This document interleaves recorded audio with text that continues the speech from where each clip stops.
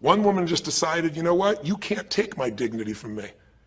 I can only give that up, and I don't choose to give it up, and I will not go back to the bus. The answer is no. And Rosa Parks changed an entire society, because that day she chose to focus on something else. She gave it a different meaning. This is not a command. You do not have control over me, and she decided to fight. And she changed the direction of a country and of many other countries. She started something. We forget that you don't have to be famous to have the ability to change at least your own personal history, to change the direction we go in our life. We have the power to choose, even if you haven't before. You can finally say, no more, I won't put up with that, within myself or from anybody else. And here's what I'm going to do differently. That's where the breakthroughs really start to happen. Now the question is, why do some people stand their ground and make something change versus other people just kind of accept things?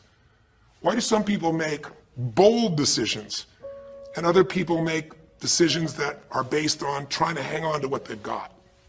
Well, that's a more complex question to answer than we might have in a few minutes in this one session, but it is one that I've spent my life studying, because when you can change your decisions, you can change your life. When you can change the force that controls your decisions, you can change anything in your life. At some level, we have certain beliefs and values. But if I was going to make it simple, I'd say there's two things that determine your choices. The first thing is the state of mind and emotion you're in at that moment. Think about it. Have you ever snapped at somebody and had nothing to do with them? It was just the state you're in, right? You're frustrated, you're pissed off about something, and in that state of mind, whatever they said got interpreted through that state, and you made up a meaning like they were an irritant or they were interrupting you. They weren't. You probably felt bad afterwards. When we get in the wrong state, we make the wrong decisions. When you get in a strong, empowering state, you'll make a better decision. Learning how to direct your state is a big part of what my work is with people, and it's a big part of what I do in my seminars. But the other thing that affects your decisions would be what I would call your story or your blueprint. We all have kind of a story about how our life is supposed to be. It comes from a set of life experiences, interpretations. Some people think life is all about getting theirs. Some people think life is about growing and contributing. Some people think life is about making judgments. Some people think life is about saving other people's lives. Some people think life is about being successful. Some people think God is the basis of everything, and the way to know God is to go through life in a very specific way with a set of rules, and they follow it. And that's what they believe. Whatever your story is, whatever your blueprint is just another way of saying whatever you believe is how your life is supposed to be, at some level, we either follow that blueprint or we fight it. If we follow it or we fight it, we're going to find that we're going to bump into things in life where life isn't always the same as we expect it to be or think it should be. And that's where we start to experience stress. So in this session of Breakthrough, when you watched this story and you saw Melissa, you saw the conflict between what she desired most and what she feared most.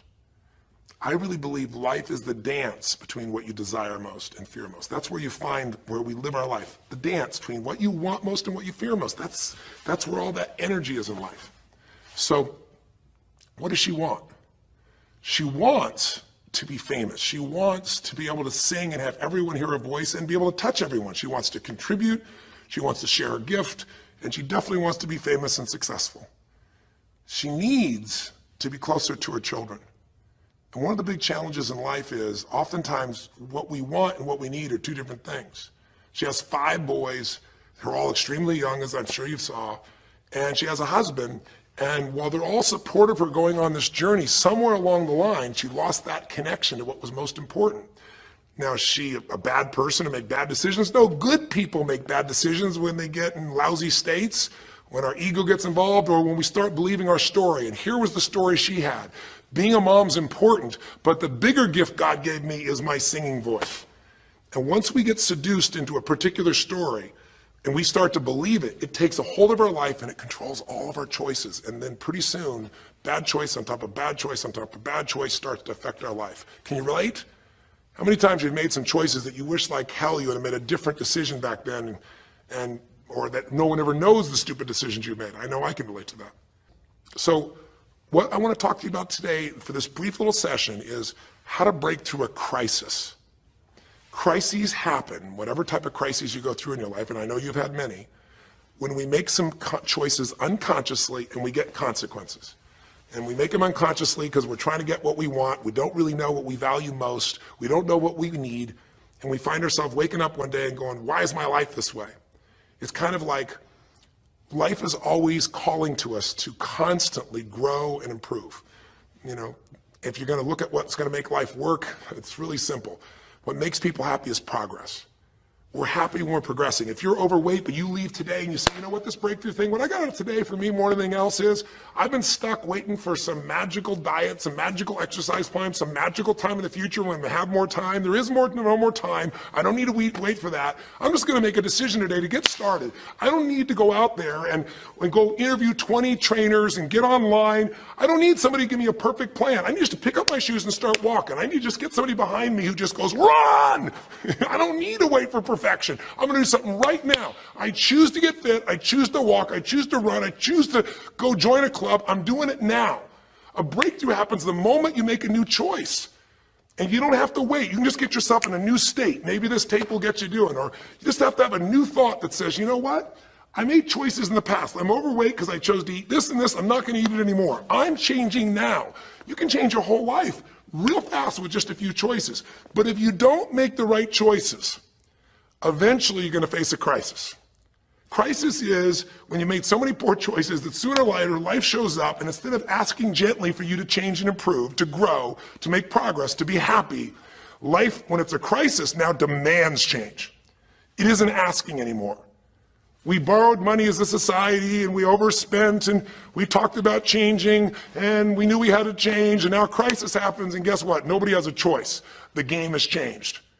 And what crisis does is it melts us down. It melts us down so that we can recast our life. We can remold ourselves. And usually on the other side, our life is greater because as we go through that crisis, we have to grow. Everybody wants change. Nobody wants to do it. Everybody, I should say, wants progress, but nobody wants to change. Everybody wants their life better, but nobody wants to do the push-ups, the running, have the economic or emotional discipline to make it happen. But if you're watching this right now and you're still with me, some part of you wants more. And I'm saying to you, choose it. And the way you're going to choose it is really simple. If you're in that crisis, what keeps you in the crisis is probably because you're being reinforced. Most people, they overeat, or they smoke, or they drink, or they yell at people. They keep doing it because they're rewarded. Whatever gets rewarded gets reinforced. Whatever habit or behavior is reinforced becomes a habit, and then pretty soon, do it long enough, it becomes part of your personality, and pretty soon you think it's who you are, and you just keep living that way. I mean, it's easy to see this in other people, right? It's easy to see how messed up they are and how easy they could if they just make some new choices. All you got to do is turn on the television, some news program, some entertainment program, and you'll hear detailed descriptions about some person who is very powerful celebrity who is doing some stupid thing. Why do we see all this stuff on television? Why do we hear about every person you can imagine, from Lindsay Lohan to Britney Spears to all the way back to the old days it was Elvis or Michael Jackson or whoever it is that's in the news today in this stage of life in your country as you're watching this? It's because we want to see other people who make bad decisions so we can feel better about our own. But the reason those people don't change, Lindsay Lohan, she's got another DUI. She's putting herself at risk. She's putting other people where she could kill someone. If she goes to jail, it's supposed to be 90 days. But here's the consequence. It goes to 2 weeks. And before she even gets out of the jail, she makes a deal for an interview and gets paid $1 million when she gets out for the interview. What do you think the chances of her changing when her bad behavior gets her $1 million, and I don't know if she even makes that for that much time of acting at this stage? What do you think the chances are when people around her say it's not your fault, it's not fair, they treat you unfairly? As long as we have the decision that we're not responsible, it's not our fault, we can't change anything. We have no power. So I don't know if by the time you watch this if Lindsay will have changed, but if she did, it'll be because the enablers are gone, she's taken responsibility, and she's found something she values more than attention and money for bad behavior. Now, it's easy to look at that with her, but what about you and I? Where are you and I addicted to our problems? Where are you and I reinforced? So many people, when they have a big problem, listen, if things are going well, you say, oh, it's going so great. Your friends go, well, that's great. And after a while, they go, well, easy for you. But if you got a problem, people go, hey, I understand, and they connect with you. Where do we get addicted to our problems? If you want to make a new choice, if you want to make a new decision today, if you want to have a breakthrough in some area of your life, You got to give up the story that it's not your fault, and you got to give up the attention and the love and the connection and the commiserating that comes with it with other human beings. Here's how you change. 5 simple, quick steps, and then I'm going to give you a little tool that if you want to, you can go online and really make a change with. If you're going to change your life, step 1, I don't care if something has happened to you. You know, somebody has spilled oil all over where you fish. It's horrific. It's disgusting how they dealt with it, but it's happened and you got to deal with it. Something's happened. Someone in your family's been injured. You've lost your job. I don't care what the problem is. If you're in a crisis, step number 1, see it as it is, but don't see it worse than it is. Now, what do I mean by that? I don't mean be some Mr. or Miss positive thinking. By now, if you spend any time with me, you know I'm not about that. I'm not here to tell you, go to that garden and chant, there's no weeds, there's no weeds, there's no weeds.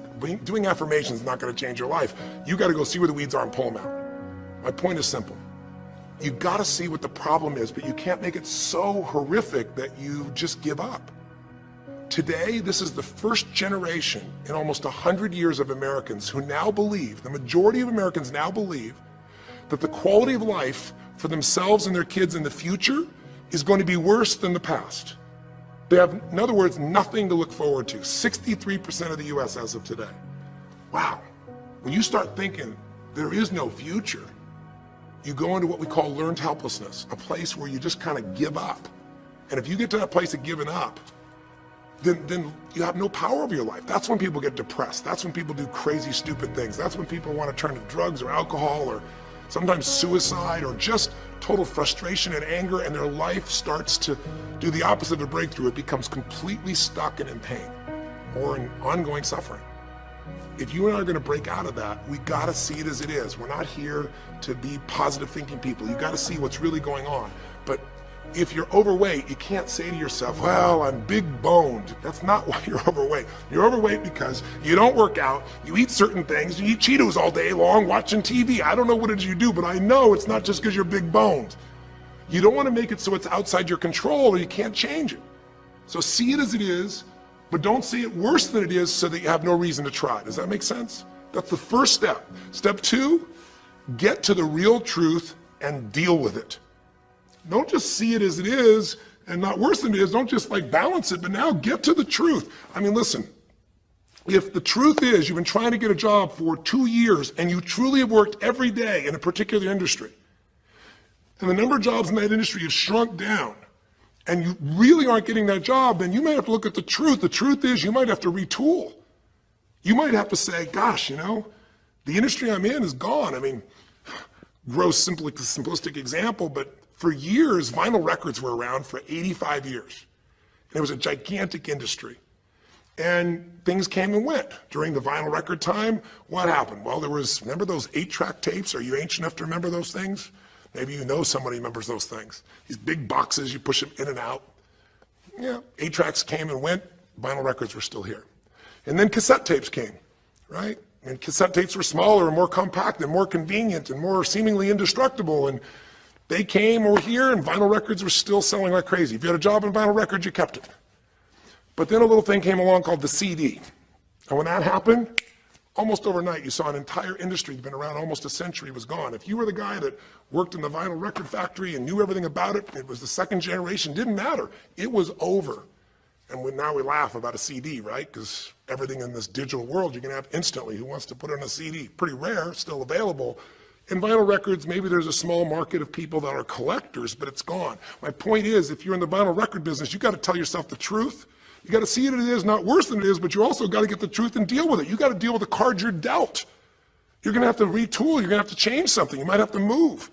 If you live in the Gulf, and I don't support anything that's happened there, who could? It's unconscionable what's happened with BP. But if you live in the Gulf and you're a 3rd-generation fisherman, and you fish for oysters, and they're dead, you better get to the truth. Are they going to be dead for 2 years or 10 or 20 to the best of your ability? And you might say, well, I can't do anything else. I can't. I'm a 3rd generation. This is all I know. Yes, you can. Get to the truth and deal with it. Deal with the card you're dealt with. You got to deal with it, sure, I'm sure legally, but in the meantime, you got to take care of your family. I'm not saying this off the cuff easy because I've been in those situations where it's impossible, it's unjust, it's wrong, but I still got to deal with it just like you. Am I making sense? It's like You might say, I've lived here my life. You might have to move. You might have to fish someplace else. You might have to, I know you still got to deal with all the consequences, but you got to take back control of your life. There are unjust things that happen, but you got to take control. Easy for me to say, I'm not sitting in your shoes. I get that. But who hasn't experienced some form of injustice someplace? Who's not dealt with something unfair? Who's not dealt with something that wasn't meant to be unfair, but it affected your entire life, your career, your finances, whatever? You got to tell yourself the truth, and you got to get to those dealing with the reality right now. The longer you wait, the longer the crisis will be. If you're having an economic crisis, got to deal with it. Got to downsize, right size, do whatever it takes. And I say, okay, Tony, well, so far you're telling me don't allow myself to make it so bad I don't try, see it as is, but don't make it worse than it is, and you're telling me get to the truth and deal with it. Well, that's nice, but how do I do that? Maybe the third step, more than just getting the role model, maybe to be more specific, is get a vision first. Get a vision and get strong. That's what I think your third step should be. You first tell yourself the truth, yes, see it as it is, not worse than it is, tell yourself the truth and deal with it, but the way to deal with it is say, what am I going to go for? There's got to be a compelling future. I've got to come up with a vision for my life, or a vision for my relationship. I've had terrible relationships, nothing's worked. Tell yourself the truth. I've made poor choices, or I've told myself stories and gave myself excuses, or I've not had the courage, whatever it is. Get to the truth, and then get yourself a vision for what you do want. Because you have to have something you're going to move towards. Does that make sense? Without a vision, people perish. It says in a very good book called The Good Book. And I know there are many good books, but that's a good one to take a look at. We need something to go for. We can deal with any problem today as long as there's something that we can look for in the future that we can strive for. It'll give us the emotional and psychological fuel, the juice, to keep moving forward.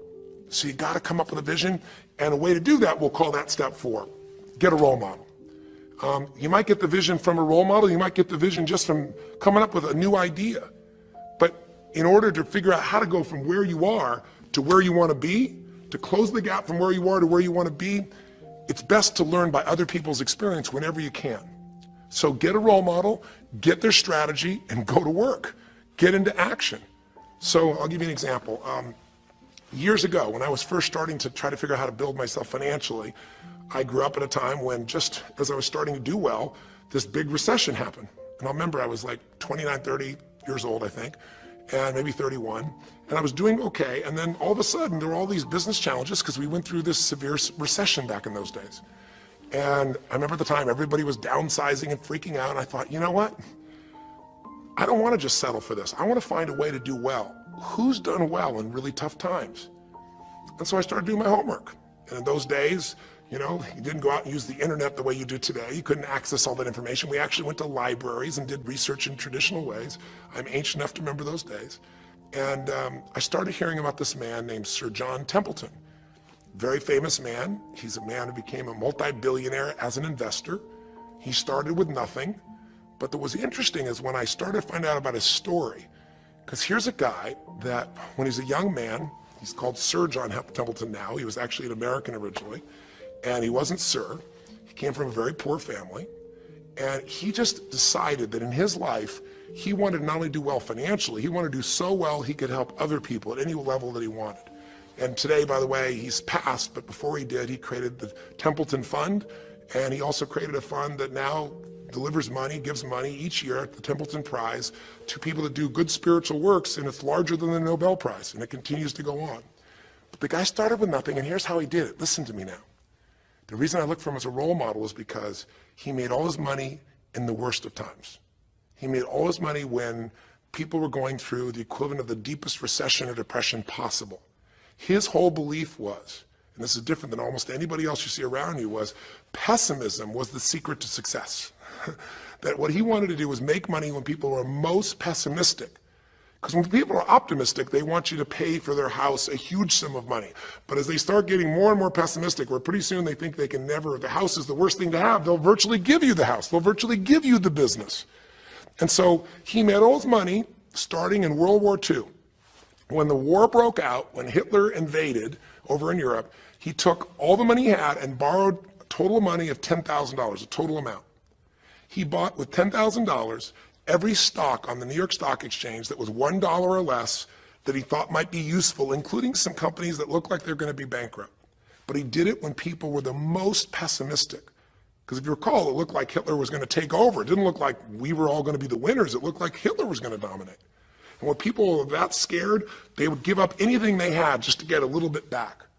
And so he bought all the stock that eventually made him a multi-billionaire. He became a billionaire because after things changed, after the war, just 5 years later, and the economy started to surge, everything changed for him. Where do you think he invested next after World War II? Where was a country that was pummeled, that was down, the factories were basically turned into mud? Japan. You could buy things for pennies in Japan that would have cost you hundreds of thousands of dollars before, and he did. When everyone was most pessimistic, he went and did well. And then he sold when the 80s surged and when everybody thought Japan was the greatest country on earth and had the biggest businesses. He sold and made his maximum profit when people were overly optimistic. He did the same thing down in South America when inflation went crazy. This man spent his entire life basically having a strategy of how to succeed when everybody else was scared. I tell you that because he's a role model. What he did, how he did it, it's all in writing, it's crystal clear. You could do the same. But you won't be able to do it when you're telling yourself the sky is falling and it's over. When you see it worse than it is, you'll just give up.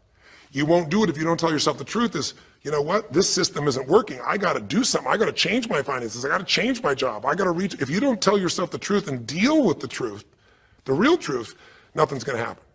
You won't ever even think about a guy like John Templeton if you don't have a vision that says, I don't care how the environment is, I'm going to find a way to do well. And you won't do well unless you get a strategy based on a role model who's really done it. My whole thing is this: if anybody has something you want, they aren't lucky. They did something. If you model them, if you take similar steps, you can produce a similar result. Make sense? And then finally, the fifth step, look, if you're in a situation where you see it as is, but not worse than it is, if you've told yourself the truth and you dealt the cards you're dealt with and just decided you're going to change it and you're willing to do what's necessary, if you put yourself in a place where you got a new vision and you've gotten yourself strong, if you got a role model and you got some strategy and you got yourself into action, step 5 is give much more than you expect to receive. Simple as that sounds, if you find a way to meet people's needs in business, in an intimate relationship, meeting your kids' needs, anybody's needs, the whole game changes. What happened here when all of a sudden, Melissa finds herself coming home and all of a sudden she finds out that while she's gone, her kids now don't want to talk to her boys, her husband has had an affair. Well, none of that could change if she would have just said, you know what? My whole life is over, I'm done. And oh, by the way, I've just lost my career too because while I'm busy trying to deal with my family, I didn't finish the record, so I lose my record deal. And oh, by the way, we don't have any financial stability, now we're losing our house. If that family would have just said it's over, if Melissa or Rick either just said it's over, it would have been over. But they told themselves the truth. We got severe problems here, but they didn't make it worse than it was. They didn't say we can't turn it around. And then they got to the truth of the infidelity, the truth of her addiction to going after fame instead of being a mom, the truth that neither one of them had been really competent at parents and had not given the energy to the kids that they deserved. The truth will set you free, but first it'll piss you off. It doesn't feel good, but not feeling good is sometimes where you get your drive to change things. They started looking around and said, we don't have the skill to even manage our house, much less our finances. We got to do something different. We got to focus on our kids. We got to focus on turning things around. We got to turn our relationship around. But that wouldn't have worked unless they got a vision of starting to see, it could happen. And that's what I helped them with. I helped them get to the truth. I helped them to stop over-exaggerating. I got them to a place where they got to see that this relationship could be back alive and passionate and that these kids deserve both their parents and that she really could be a great mom and that maybe in the end she could even still have her singing career and enjoy it too, that she didn't have to give it all up. And I'm really proud of her. She did it because she found a role model. She got a vision, but she got a full role model. And the man that she works with today is a man that's sold, I think now 5 million or 10 million records. And most people outside the country business don't know his name. He's her mentor now. He's made music with, Willie Nelson, with just about anybody you can imagine in the business. And he's done it for all these years, but he's never left the central part of Texas because that's where his family is. And Melissa's had offers to go to Sony Red. She walked away because they said, you're going to have to do these things without your family. She found out what was most important, and she made the decisions that met her needs to be a great mom. When you fight life and go, I should be a singer and not a mom, when you got 5 kids, you got a problem. When you fight life and say, the economy should be different, you're going to be stressed. Deal with what is, without exaggeration, with total honesty, dealing with the cards, coming up with a vision, finding yourself a role model that shows your strategy, work your tail off, give, keep changing your approach, and you can get where you want to go. Make sense? Now, that might sound like a lot. So to get you started, here's what I'd like you to do for this session. Start out, if you want, by taking a big crisis or problem you have and going through these steps, saying, okay, what's really true? And let me exaggerate, let me stop the exaggeration. Let me not make it worse than it is. Let's define what's true. Let's stop the story. Just here's what it is. We got this much financial challenge. We got this physical challenge, whatever it is. And then you go to step 2. All right, let's find out the truth. Let's get the details. Let's get the details and figure out what we're going to do. And then here's where we're going to go. This is where we're going to eventually get to. It might take us longer to get where we want to go, but we're going to get here. Who's done it that we can model, that we can follow the steps in? Who can coach us? And let's just work our tail off and change every day. But to give you a quick jump, sometimes when you're in the middle of crisis or crises, multiple crises, lots of things going on simultaneously, it feels a bit overwhelming. So, and you might not know a role model. You might say, Tony, I don't know who. Well, not hard on the internet these days to find role models, or come to an event. I can promise you we can show you plenty of role models. This is what I do for a living. But what you can do right away is you can model yourself. Think about it. Almost everyone alive has been through more than one tough time, crisis or multi-crises, where you're having a problem financially and you're having a problem with your family and you're having a health problem all simultaneously. Those are the intense ones, right? But if you're standing still today, most of us have found a way to get through it. And if you don't, you know someone who went through a tough time, a grandmother, an aunt, an uncle, somebody. The greatest way to make that change happen when you break out of a, break through, you break out of a problem, you break out of a crisis, is model yourself. So we have 5 questions when you click on this link. And you can do it by video so you can see yourself and you can share it with other people, or you can type in the answer. I'll tell you in advance what they are, and then when I'm done here, I want you to do it right away if you would. The first question is, what's been one of the toughest times in your life? What's been one of the toughest times in your life that you did get through? Maybe it was a financial situation. Maybe it was a career situation. Again, maybe it was an intimate relationship where you were crushed. You thought you could never make it through all the pain you went through there. Maybe it was a physical challenge, a health challenge. Maybe it was a lack of confidence or ability. I don't know what it was, but what was it just incredibly tough time that you did make it through? And you're just going to jot it down. Or you can do it in the video and just tell us, because you're not only going to get this answer, but we're going to create a community of people who will be role models, people that have been through hell and back, saying, here's where I was, here's what I got through, here's what shifted my life, here's what you can do. And we're creating this community as our gift to you, so that this isn't just a discussion that's one way. I want to do is start a conversation with you where we can help each other. So that first question is, what's a crisis? What's a challenge? What's a tough situation you eventually made through, but it really was difficult for you? Second question. You go back and you think about that situation. What pulled you through? What pulled you through that situation? What did you learn? What distinction? Or did you get a strategy? Or was it a belief? Or did you meet someone who helped you? Or was it just somehow you clicked into your faith and you kicked yourself into gear? What pulled you through those tough times? Was it a person? Was it a place? Was it an idea? Was it a distinction? Was it a belief? What was it? Share it with us. Type it down or tell us from your heart what it really was. Third question is just real quick. It's just for contrast. And the third question is, what was your life like before the crisis? Like right before all hell broke loose? Usually you'll say, oh, my life was so great. But when you go back and look at it, was it so great? Was it wonderful? Just out of curiosity, right before all hell broke loose. Third question is, what was your life like right before?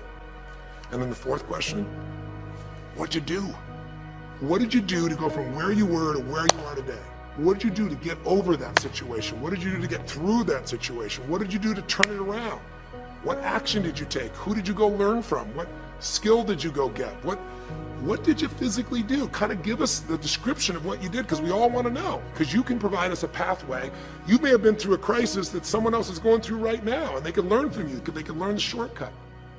And finally, the fifth question, maybe the most important one besides what pulled you through, and the fifth one is, how is your life actually better today because you went through this crisis? Whatever the crisis was. How are you stronger? Or are you more compassionate? because you felt that suffering? You don't want anybody else to feel it. Or are you more hopeful because you know you made it through that so you can make it through other things? Or are you in a situation where you've got a skill today that you didn't have and wouldn't have had if it wasn't for that situation that made you have to grow? Or are you just happier today because you have a contrast of what life could be like, and so now you appreciate the simple moments?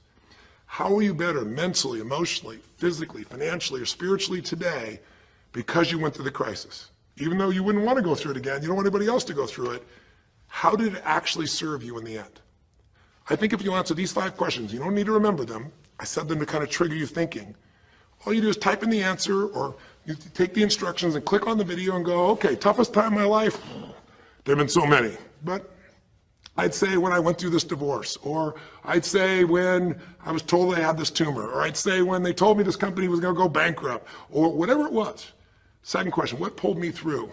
God, I don't know, I guess a combination of things. One was this belief that somehow everything in life happens for a reason and a purpose. And even though I hate this, something must be calling me to grow. Or I'll tell you what it was. It was a friend that sat me down and said, man, you're going through hell. But when you're in the middle of hell, when you're pushing through hell, just keep pushing. Just keep going through it, man. I've been there. And he gave me this plan, or he gave me this strategy, or he told me, you know, this problem won't last forever. Trust me, I know it feels like it's the end of the world, but 10 years from now, you and I will be sitting here, and you'll be here with your children, and you'll be here with your wife, and we'll be talking about those tough days, and we'll actually smile and laugh about them and be so proud we made it through it together. Or you might say, what got me through it was prayer, or my faith in God, or what got me through it was just massive action. You know, what pulled you through? Just tell us. We all want to hear, we all need to know. And there's lots of ways to get through hell, isn't there? There's lots of ways to get through a crisis. There's so many ways. That's what I want people to get. So when you're done with this on the website, you will give in something, because a community is not just a place you go get stuff, right? It's a place you give. And the more, you know, authentic you can be and honest from your heart, the more other people will see and be touched. You know, what was it like before? Oh my God, I was on top of the mountain. You know, what did you do? Here's what I did. You know, I told myself the truth. I went and got this new education. I went and started talking to people each day. Whatever you did. How's your life better today? There's a phrase, you know, be humble or be humbled. You know, I have a different level of humility because I know, you know, that as good as I may think I may be, that situation reminded me that life is not just about me, it's about we. Or, gosh, because of that, I love my wife so much because we made it through that situation together. Or because of that, man, I'm so much stronger financially. I'm on top of things. I don't let anybody spend. Whatever it is, tell us how your life's better. Okay? I don't know how long the session was. Again, there's no script here, baby. I just want to work with you heart to heart to say one thing. If you want to break through, you have to make new decisions. New choices create a new life. The only thing stopping you is some limiting belief, some belief about how life should be different or you should be different. Deal with life the way it is. Tell yourself the absolute truth. Don't make it worse than it is. Tell yourself the truth. Deal with it. Get a vision. Get strong. Get a strategy. Get a role model with a strategy and get into action, and then put your focus on taking action every day. Giving, giving, giving. Change your approach. You will get there. Go to the Power of Crisis right now. Click in. Give us your message and the answers to 5, and look at other people. You'll find people who've been through things you can't imagine. A woman talking about how one day she was home and a man came in, and to try and save her children from being hurt, she had to let him rape her right in front of her kids. And when her husband found out, he came home, he was so upset he left her.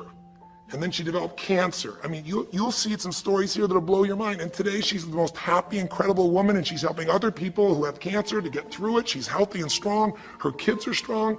We need those kinds of role models.